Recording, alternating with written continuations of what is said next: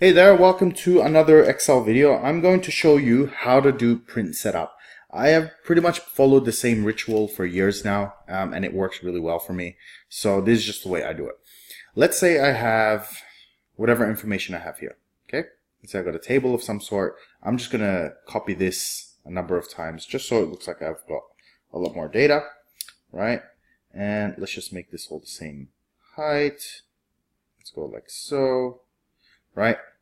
And the first thing I tend to do is I go to the page layout view, and there's two ways to get there. One is you can go to the view menu tab and then go here to page layout. The other method, which I prefer, is to go here to the bottom right and use these three.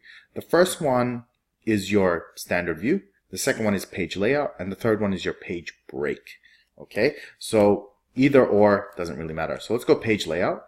And what this does for me, it actually shows me on a piece of paper or paper size of my choosing what my information actually looks like. So you can set that through the page layout section, which is right here. And the section you're going to be looking at is right here. And there's a few things you can do.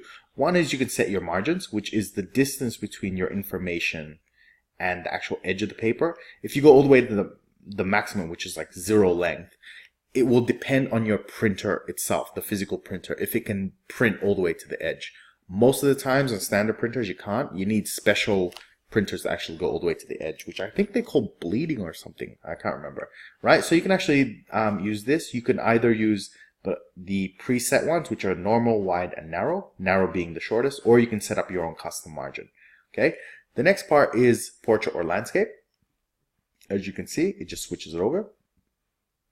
The next one is the size. I usually just use A4 and A3. But in the past, sometimes I may need to use letter or like executives, and there's more paper sizes if you need it, right? Print area, I'm not going to worry about just yet because that gets set in the page break section of this video, and page breaks as well is set in the next one. So that's usually all I do. Sometimes you will get something that looks like this, right? Because the scaling is usually set to 100%, right? When the first time you go into it. And the weird thing is, this doesn't look very good. So I want this to be all the way to the edge of where I can print. So, you know, it's legible and it looks nice and all that. So what you have to do is change the scaling. So if I come here to scale, what I tend to do is go up until I reach the edge. And you'll notice that your paper's not actually getting smaller. It's that your data, your table is actually getting bigger. Okay, so keep going, and I wait till it goes over, like you can see there. Because this has increments of 5%, I now go 129. Wrong one. 129%. And then I keep going down until it fits again. So in this case, it only went down by 1%. So now I'm pretty happy with that.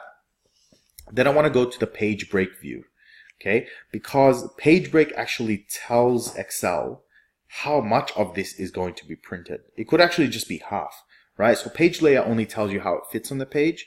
Page break tells you what's actually going to be printed. So I can go ahead and click either here, or I can click here on the bottom, which is the last one on the right. Okay, so let's go ahead and go page break preview.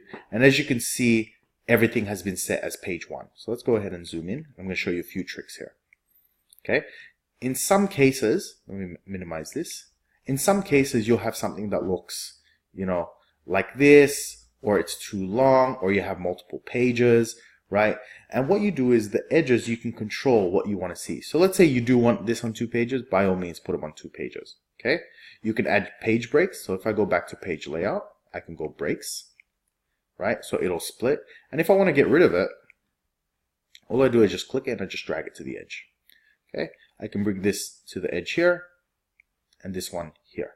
Okay, this doesn't impact your scaling, right? Because your scaling is going to show everything anyway. Now that I've seen what it looks like, I can go file and then print or print a PDF, whatever I need to, and I'm pretty much set to go. The only other thing I usually adjust is headers and footers, right? Which are in here, and it's done in page layout, but I'll get to that in another video. So that's it. I hope you enjoyed, and I'll see you next time.